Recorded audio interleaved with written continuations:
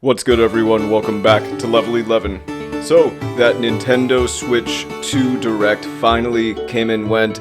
It happened today, earlier on, and I'm gonna go over my thoughts on it here today. So, I guess we're just gonna get right into it. We'll start with Mario Kart World.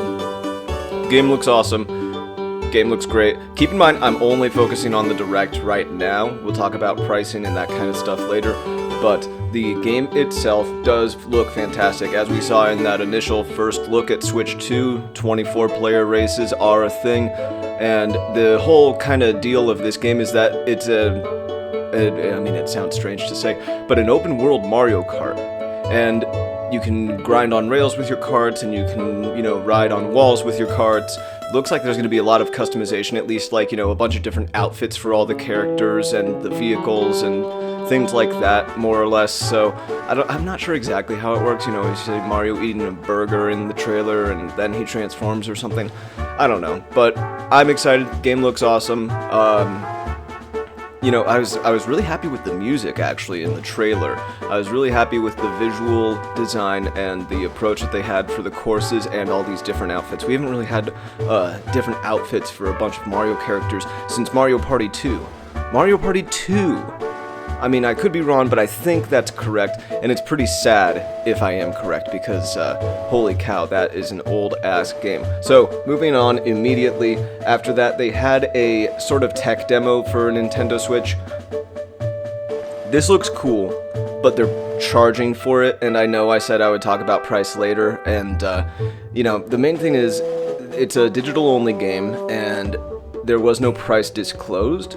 If there is a price tag of like $20, $30 maybe, then I'm kind of okay with it. I'll definitely get it if it's only $20. But if it's 30 and beyond, I don't know, man. I don't know. It seems like a lot, especially considering that PlayStation 5 launched with Astro's Playroom for free.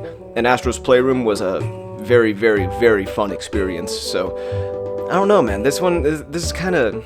it just kind of hurts my head thinking about it. I have to mention wheelchair basketball. I forget what it was actually called, but wheelchair basketball. Nintendo kind of low-key getting some woke points while also getting that dual mouse setup. What can we do with two mouse controls? Nintendo asks. Wheelchair basketball. So I found that to be pretty interesting. Well, it's also it's dual mouse, but it also includes motion control in the game, which is pretty interesting. It is actually pretty interesting, but we'll see how that game turns out. It felt very Nintendo. It felt like something the ARMS team would have made, if you will.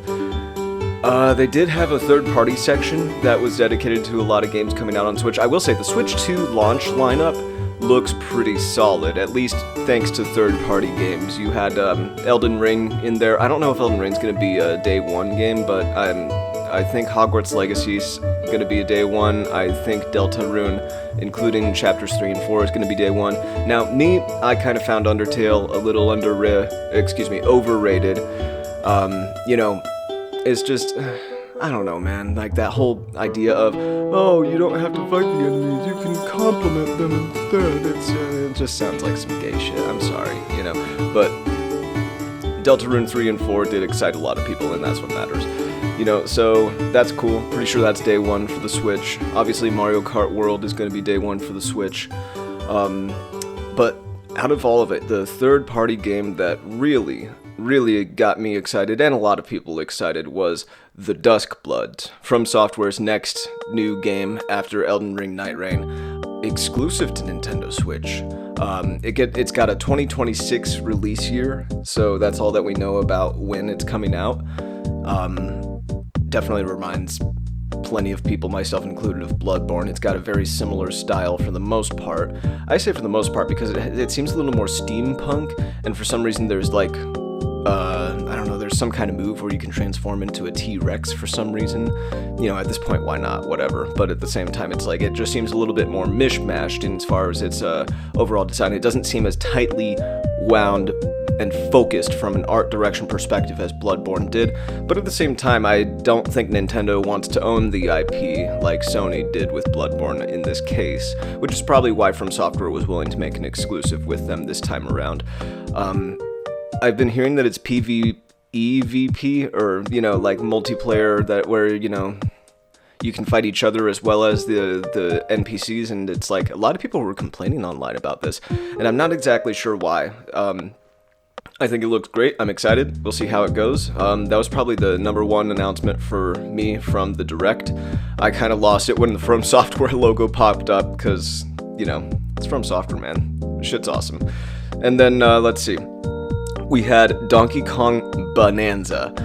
This actually looks pretty good. I'm not a huge Donkey Kong fan, but this looks like it's going to be in the same graphical field as Super Mario Odyssey, if not a little better. It looks very fun. I'm probably going to give it a shot and see how it goes. So I'm pretty excited for that as well, and that's got a July 17th release date, I'm pretty sure. So overall, this Nintendo Direct, I thought it was fantastic. I think it's the best Direct that Nintendo has ever had, if mostly just thanks to From Software, I'm not gonna lie. Elden Ring and the Dusk Bloods both being here, that's a big deal. Price. So it seems like Mario Kart World is gonna be $80 digital and $90 physical. That's not great. You know, that's not great. I'm not thrilled about that. It is only $50 digital if you get it in the bundle for the Switch 2, which makes it, you know, suck a lot less. There's two things I want to say about this. Firstly, Mario Kart 8 specifically, I do think is getting an $80 price tag. And I hear that Donkey Kong Bonanza, for example, is getting a $70 price tag. So it seems like 70, and I mean, you know, maybe this is just wishful thinking on my part, but it seems like 70 is going to be the baseline for this generation for games, just like PlayStation and Xbox, which is fine, you know, okay, fair enough.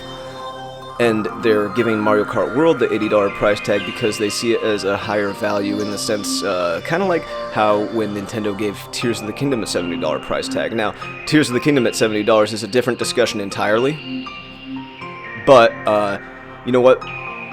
If I'm correct, and most games are 70 from Nintendo, except for like the really big ones, such as Mario Kart World, such as a new 3D Zelda game, such as probably a new Animal Crossing, let's be honest, that makes it stink a little less. Now, charging $10 extra for physical games is not great either. I'm not super happy about that. That's never been done before, and now with Nintendo doing it, we're going to probably see other companies do it as well. This Direct made me kind of convinced, oh yeah, Grand Theft Auto 6 might actually cost $100. So overall, the Direct itself is fantastic because pricing was not included in the Direct. That being said, I can afford all of these prices. This doesn't really impact me significantly. I can swing it, but at the same time, ouch, man. Ouch, that's pretty brutal. So, you know, we'll see how things go, but it's like, you know, most people are not really upset about the price of the Nintendo Switch 2 itself. It seems like the games and the software, Mario Kart World in particular, is what really is pissing people off, as well as the pricing of the physical games, you know, and I don't blame them. I think they have every right to be upset about this, so I don't see Nintendo backing down when it comes to this because of the fact that it's not a hardware pricing issue, it's a software pricing issue. If you want to play the game badly enough, you're gonna pay for the game. And, yeah, so we'll see how it goes. I mean, you know, the fact that it's Mario Kart 2, it's Nintendo's best-selling intellectual property, and that's what they're choosing to price gouge here.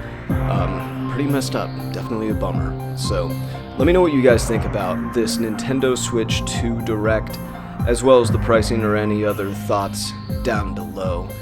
Thank you everyone for watching, liking, sharing, subscribing to Level 11, and all that good stuff, and we'll see you all next time. Until then, keep leveling up everyone, and take care.